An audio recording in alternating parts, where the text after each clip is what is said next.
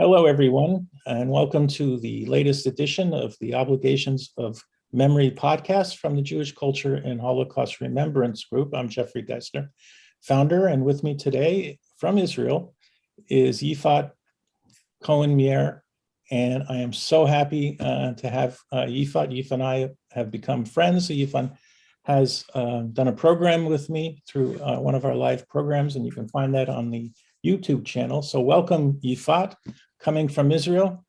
Hi, and thank you for having me. You're so welcome. And really, I want to start this interview the same way I do most of my interviews, is to give you an opportunity, just a short opportunity to talk about your parents, which I know are both survivors, where they were before the war, what was their camp experience, but we're going to keep that literally to a short bit, and then we'll move on. So take it away. Okay. Both my parents are originally from Germany. My father was born in Szczecin, which is now Poland and the north of Germany. But with the years, he was born in 1929, end of it. And with years of persecution and all that, the family moved around, and eventually he arrived to Berlin in 1939. And he'd been there until 1943. And then with his mother, his father left to England a while before that, and in 39, and was supposed to take them out as well, but the war broke. So my father and his mother were left in Berlin, and they were there for a few years until they couldn't stay there anymore, and they were sent with a transport number 39 to Auschwitz. They didn't know where to the east, but that was Auschwitz. Arriving there, both of them separated at arrival. My grandmother went to Birkenau and my father to Auschwitz I with a men camp. And he was just 13 and a half, which was usually boys under 15 were sent to death at arrival. But he was tall and strong because in those years in Berlin, as a Jew, he didn't go to school since 42 and a bit before, and he worked in a cemetery, so he was a strong guy, tall guy, very tall guy. He was 1.80 meters, so he was quite a tall guy, and that saved his life, because when he arrived, he looked older. No one just put him with the men groups, and once they found out his age, they just left him there. So he was one of the youngest to be known at Auschwitz I. He was part of a special project called the Bricklaying School, which was meant to young teenagers from 15 to 20. And as far as we know, he was one of the second or so youngest to be there, known to be there at that stage. And he spent 22 months in most of the time in Auschwitz I. And when Auschwitz was evacuated in January 45, he was evacuated to Gross Rosen and then to Buchenwald. And he was liberated from Buchenwald in April 45 by the age of 15 and a half. When did you say that he went into Auschwitz? In June 43. And he left, he was liberated in April 45, so that's 22 months. And the time of liberation, it took time until all survivors were there, and he was spending there another 2 months until he was moving to Switzerland for recovery. But in those 2 months, he was too weak to walk, and he made a very unique project, drawing his life in the camps in over 80 drawings, miniature drawings, very informative. And that became his legacy. Those drawings, very descriptive, very accurate, with facts, very factual, and this is a very valuable testimony that exists up to this day. And then he went to Switzerland for recovery, and they found his father, and he joined his father into England, and then he finished up his studies. He had to catch all the gap of studying all those years. He didn't go to school, so he catch up very, very quickly. And then by the age of 20, he also, after graduating from school, he decided to become an engineer. He comes from a family of doctors. His father, his grandfather were doctors, and they all wanted him. I mean, his father wanted to be a doctor, but he could not bear the sight of blood, and he couldn't do that. But since very early childhood, he was very into mechanic stuff, and he was like a boy engineer since very early childhood. So he decided he wanted to do that, and he became a building engineer. He wanted to be an architect, but they couldn't afford those studies. So he became a building engineer. But that was just amazing closure, because at the age of 20, he decided he really wants to go to be part of the new Jewish land, to immigrate to Israel. His father did not want that. He didn't approve that. And so my father had to kind of get out of England very quickly. Otherwise, he would be recruited to the army in England, and he wanted to take part in the building of the new state. So he arrived to Israel. When was that? Just help me again. When was that? 1950. Okay, in so 1950, the he arrived. The war was over. Oh yeah, the war was over in 45. Oh, you mean the Independence War of Israel? Okay. Yes. You mean? Yes. Yeah, just after that. In 1950, he arrived to Israel. Immediately was recruited to the Jewish Agency, and became an engineer and taking part of building Israel from the north to Eilat, to the end, all over Israel. And that was very symbolic, because the same boy who was trained to be a bricklayer and build the Nazi war or the Reich state or empire was supposed to be dead during that. And he survived that, not just surviving it, just he became an engineer and took part of building the Jewish land. So that was very symbolic.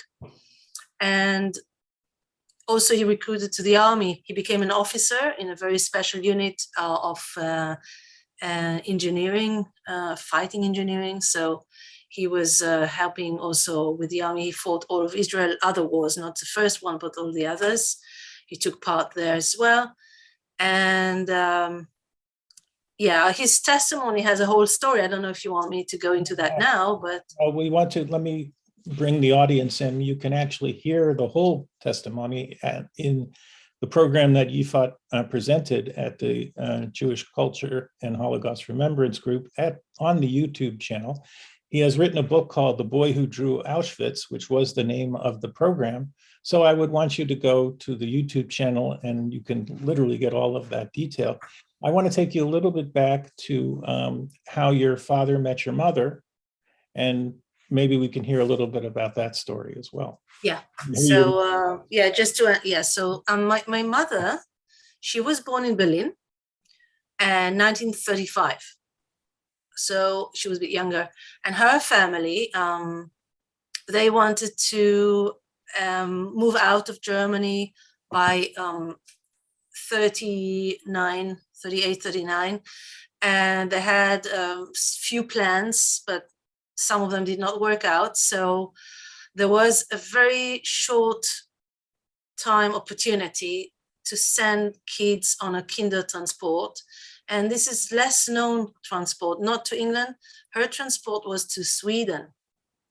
So they had to make a decision, and because they knew they're gonna try to get to Switzerland and join some other members of the family. So they decided that she was not even 4 yet. She and one of her elder brothers, he was 13, they were sent to Sweden. And her elder brother, he was 15, he got to Israel. And her parents ran away. They managed to escape for 1 year through Switzerland and France, but they were, I forgot the word for that. I mean, there were people told about them. I forgot the word.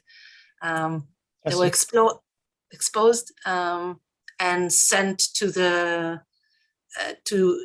France and Danzig camp and to Auschwitz, and both perished in Auschwitz. And I didn't mention my grandmother, my father's mother, perished in Auschwitz. She didn't survive the camps. So that's her family story, and she was adopted by Jewish family.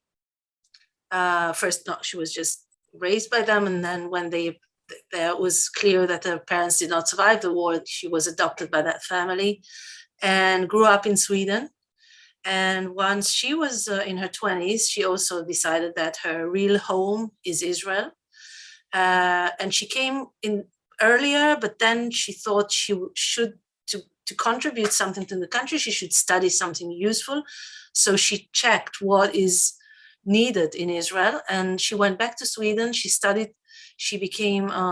She was working with special education kids.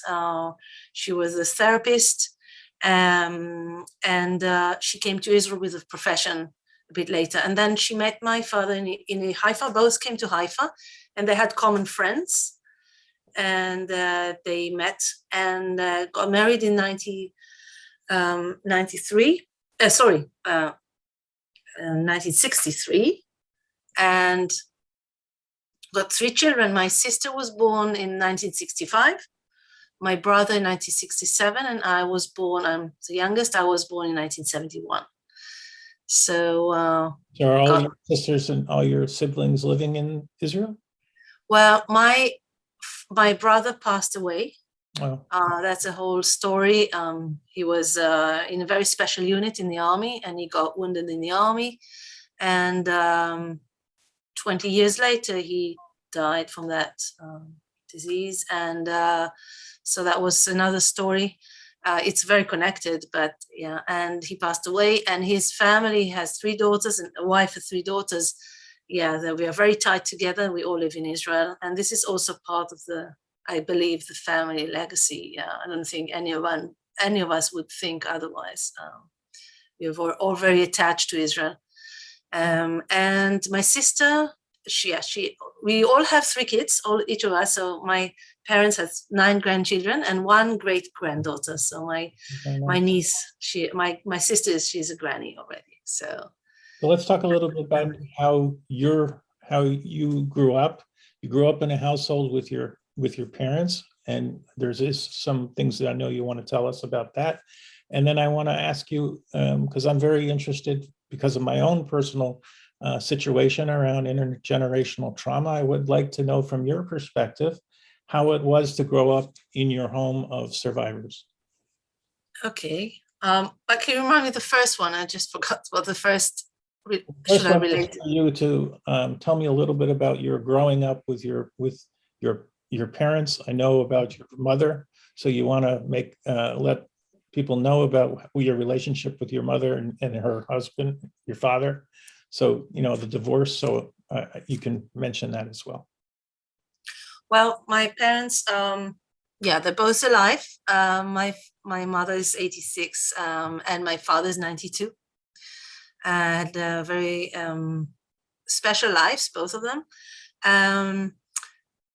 And people ask us, how it affected you to grow up in a house, second generation. By the way, we're quite young to be second generation. My father was a young boy, so most survivors from the camps were older. He's uniquely young. And I was born when quite late in their life, so relatively late. So I was around my friends I don't think any of them were second generation, maybe third generation. So that was unique, actually. Well, you asked about the trauma, and I would say, part of the story of the Holocaust has the part of the trauma, but it also has the part of the strength of it. Or I don't know how the right way to say it, but there's a part of the trauma and the part that make you much stronger person. Let's break it down. Tell us about the strength. Why do you feel that the Holocaust gave you strength? And then we'll talk about the trauma. So let's do the positive first. The positive first. I would do the trauma first, because I think that it's different, because also, I can talk so much about that, because there's so many research have been done lately about the second and third generation and the effect of being that from our parents. And I quite understood the two main differences between Holocaust survivors, because their story, what they went through, has lots of effect, what the effect will be to the next generations. So the one who had the trauma was bigger, and not just, everyone had the trauma, but it was a huge change between people who were passively into the trauma and the one who's been active into the trauma. The effect is different on those survivors, and the effect on the next generation is different. How do you define active and passive? Well, passive would be the one who were children, who were hidden, who were sent away. Other people had to make decisions for them, and they were less. They had less ability to affect what happened to them. They were more passive into the events. Got it. And the opposite is the ones that were in the camp. And the one who had the ability to be active, and it was just related to age. There were children who did things, were more active, or ran away to the forest, or were being part of the partisans, or even the ghettos. They had also roles, even if they were younger. And or children who immigrated and made their own decision to move around. And of course, the amount of family members that you lost has also an effect. And what happened to you during the war and after. So many things affect the way you come out of the So can I hear from you how you had a strength and give us a story about it, and how you felt trauma with the story, so we can be more. So it's all combined. So my mother, she was younger and she was sent away, and her trauma is a bit different. She didn't experience the Holocaust physically, but she was sent away from her parents at the age of 3 to a family not for a permanent time. She knew that it's not clear. Since very early age, she knew that life is not very clear, and that has effect, of course. And my father went to all those years of war more or less on his own. Since the age of 9, his father left. His mother was very busy working and surviving, and he had to take care of himself. And he was a very independent person since very early age, and that affects his way of life, of course, and the way he went through all those events. How did those events affect you and your children? So my father, he was separating his private present life from his past. So not just that he didn't speak about his events when we were young, he also, his testimony, his written and drawn testimony, his drawn testimony was not known until the 80s. It was in a safe in my grandfather's safe in England, and not known. Just in 85, he donated it to Yad Vashem, and only later that became known. But his book, The Boy Who Drew Auschwitz, was it's the latest version from last year, but his book was published in other names before that, his original book, and that the first one was published in 58. So his testimony was out there, but under a pseudonym, and the pseudonym is Thomas Geves. And very interesting, when my father was 16 arriving to England, journalists started to ask him questions, and he didn't want his friends from his present life to know of his past for very, very reasons. It's a topic for a whole new conversation, why, and what happened to Holocaust survivors after the war in the society in different countries. He went through England, and then he went through Israel, and the reaction to survivors was a very interesting thing to talk about in maybe some other time.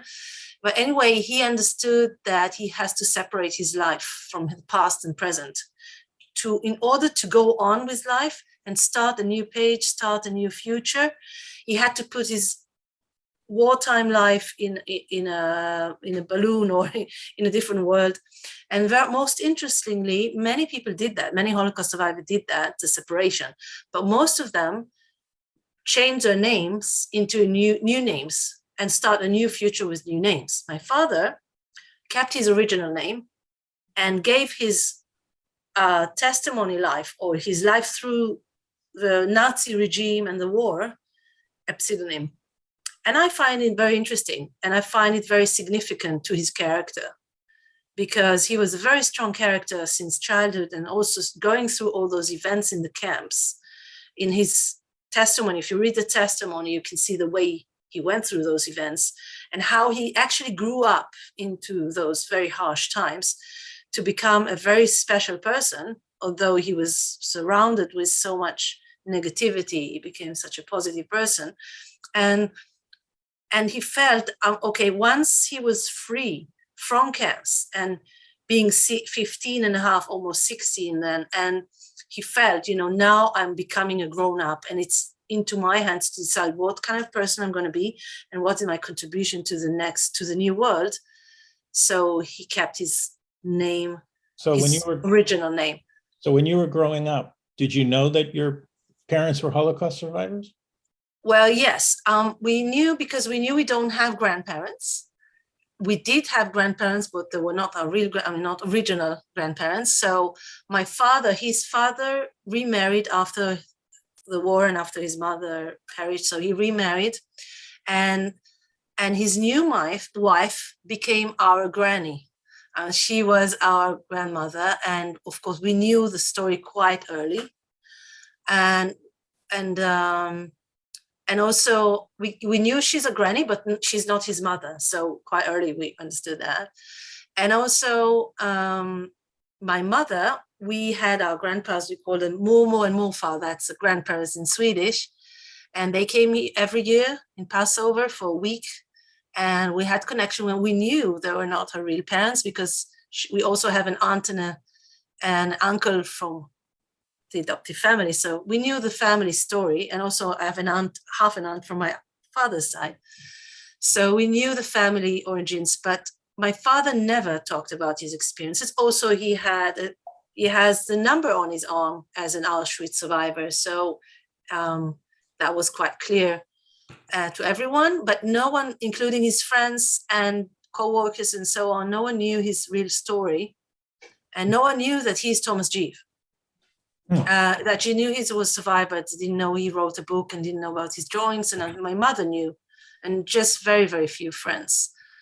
And we knew there is a book when we were a bit older. I don't remember exactly when. And I read the book for the first time when I was just 21. And the book was written in English, and I'm not a native speaker. So my English was not good enough to read the book. But when I was 21, I went to England, and with a dictionary, there were no Google Translate those days. So with a dictionary, I started to go through my father's first book from 58. And I read it. I couldn't understand everything, but I vaguely knew the story. But in the last... So before you go there, I want to come back to your family story. So as we're getting close to the end of this interview, we may do another one, but so tell us a little bit how you met your husband, and tell us about your family. Oh, I met my husband through the youth movement, and it was many years ago, 35 years ago. We have 3 children, and we lived for a while in our family house, but it was sold. So that was very special for me to live where I grew up and raise my children in the same house, but it's not there anymore. And I just want to go just for a moment back, because I didn't really answer your question about how it affected our lives. Mm-hmm. And I combine that with your question now, because it affects everyone's life, also our children's life. And first of all, the way we treat life is different. I mean, we appreciate life. Also, losing my brother was part of that, but losing family, most of our family took part, very active part in our life. But we took it to the positive way, meaning that we appreciate life, we adore life, an indoor life, you say. You really, it's really valuable to us, not just our lives, everyone's life. And we are very, in various ways, we are all very activists, social activists, and we take part of doing everything we can to create a better world, a better society. We're very attached to Israel, as I said, and we're very active here in social. And how old are your children? My children? Yeah. My eldest daughter, she's almost 25, very soon. And my son is 20, and my youngest daughter, she's 15. Okay. And so how would, if I asked them through their point of view, how would they think their parents have managed through being a child of the Holocaust? My husband, his father also came from Romania, and they also went through the process, some of the Holocaust, but they're not really survivors. He was younger. So it's just my side. But it's a fact. They have each of our, I would say all the grandchildren, not just my children or my brothers and sisters' children, they have those sensitivities. For instance, talking about the Holocaust or going to Poland. In Israel, teenagers go in high school and they can go to Poland. It's quite a thing to do. And some of our children could not do that. It was too sensitive for them to do that.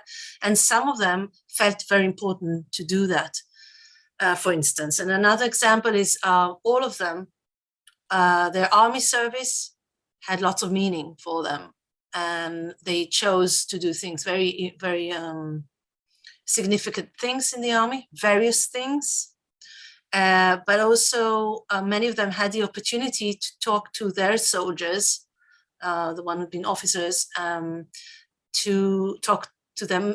They take officers to Yad Vashem, and they were talking about their grandfather's experience, and they feel very proud to do that. And the ones who went to Poland talked about their father's, the family experience, and they feel attached to it. And nowadays, when my father's testimony is very active and they hear it more and more, some of them took the testimony to their own school, to their friends, to the friends in school, and some of them felt it's too much to talk about that to their friends. So they're very different, but they all have some kind of relationship to the topic and to the issue of the Holocaust, not just because it's our private family history.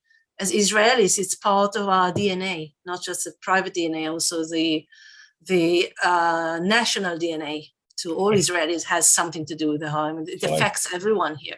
So I started to ask during this interview with second gens that I'm interviewing. My parents always had sayings growing up. I had to turn off the lights. My father would say, "Do we own stock in the PP&L company, which is the electric company?" Or because I wasn't eating and I was a really bad eater, my mom said, their children would be dying for this food in China. And so I always would say, well, let's just start digging and I can dig a tunnel to China and give it to them. So are there any sayings that your father and mother that you can remember and that you're saying to your children? Not of that kind. Actually, I think we felt those things even without them being said. And the way we cope with difficulties in life, challenges in life, without just, they didn't say anything. It just reflect to our, my brother, he went through very hard times, and he wrote a blog, an amazing blog. And he wrote there many times, how my father is an inspiration to deal with difficulties in life and challenges and not to give up. And if he survived what he survived and never gave up, so all our children say that, when time of difficulties, like in the army service or other places, when you're very cold or it's freezing cold, and you say, well, my grandfather or my father went through the snow of Poland without proper shoes and thin clothes on him. It goes through your mind. You can't avoid it without anyone saying anything. It's just part of us. So, yeah, it affects. And the one story was that, I was very tall as well. And as a girl, I was ashamed of that because I was always a head taller than my friends. And when I was about 12 or so, I started gradually going bent a little bit, just to be at the size of my friends. And one day my mother said, she told me the story of my father. She said, you should be proud of your height. And that height actually saved your father's life. And she told me the story of my father, that how he arrived and he was sent to be with a man, and he tried to fix it. He went to SS officers and said, you have a mistake. I'm much younger, but he let him go. And actually that saved his life. So he said, you should be proud with your height. It's a matter of pride in the family. And also my father, when he arrived to Auschwitz, he was 13. And when he got his number, the tattoo number, first thing he did, he looked at his number, he added up the numbers, and it added up to be 13. And he wondered whether that would be a lucky number. And apparently it was. And 13 became kind of a lucky number in the family. Both my parents has things with 13, and also in our family, we went on with that number. We got married on the 13th and so on. So you have lots of little stories and big stories that goes, but I feel most of them are in a positive way, in a strengthening way. And we keep on doing, trying to dig out the good of those experiences. There's a huge philosophy of my life. You can't change what happened. And it's very sad and traumatic. But if we take the past and we do something about it, we learn from it and we do something about it, and we do anything we can to change the present and the future to be better, I believe that's our way to respect our grandparents and parents and ancestors, other family members, whoever perished, also the children who perished, everyone who perished in those horrible circumstances. Is our role as a next generation to make a significant life and do anything we can. It's our role to avoid those things to happen and respect other people. So speaking of roles, what are you doing today with your career that is following in the footsteps? Yeah, it's another huge topic, but I'm a social activist in various ways. I'm a social worker and work with families and other things, a few other professions as well. But around COVID, I couldn't go on doing what I usually do. So, at the same time, we had the Charlie Ingerfield who found my father's testimony. He started the process in helping us to reproduce my father's testimony. And I was a connection person, but I became very active in that. And actually, it's the last 2 years, or almost 3 years now, that is my main role in main occupation. We republished my father's testimony. I went through his testimony, being a grown-up now. Now I know his testimony in a very different way than the first time I read it.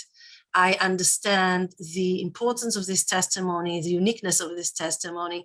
And I feel that my life mission, just to make sure present and future is better, that we do anything we can to rise up everyone who needs to be held up and support everyone, and to really be active toward peace and unity between people.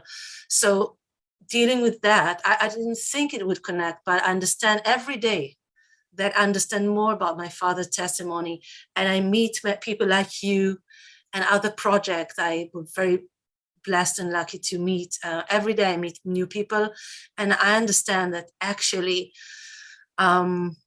especially after COVID times, that we wake up, humankind wakes up and say, okay, we can't afford living in the dark past. There's no room anymore to the dark past. And we see how different it could be. And once we unite, we are one humankind. I mean, it's ridiculous actually to fight. And, war now in Ukraine, it looks so much out of the frame. And I wish more people would do more to stop it. But I think we might need another reminder how awful it is and how important it is that we won't stand aside and we do everything we can. I know Israel do a lot Many people do a lot around the world. And I hope, I feel it's so everything connected.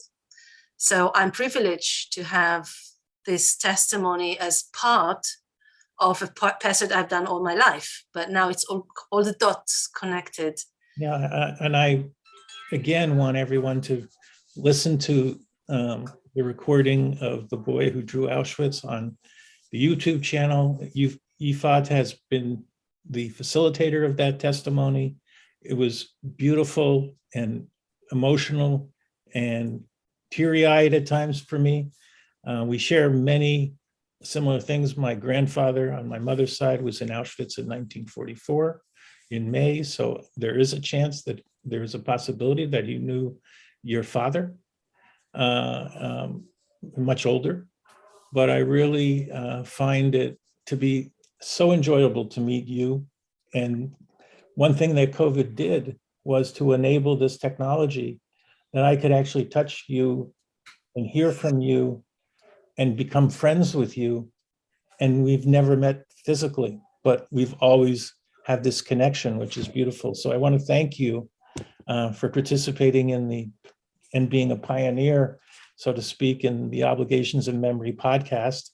And I wish you and Thomas well and your family, and thank you for participating here today. I want to thank you so much for the opportunity and for giving me the stage for the second time now, and for your amazing project. And I do believe COVID had their own effect that people do those special things more and more, and the ability to connect with each other, as you say, and become really one world of unity of people. And thank you for your part in that. And thank you for, I feel privileged to be here. Yeah. And thank you so much for listening.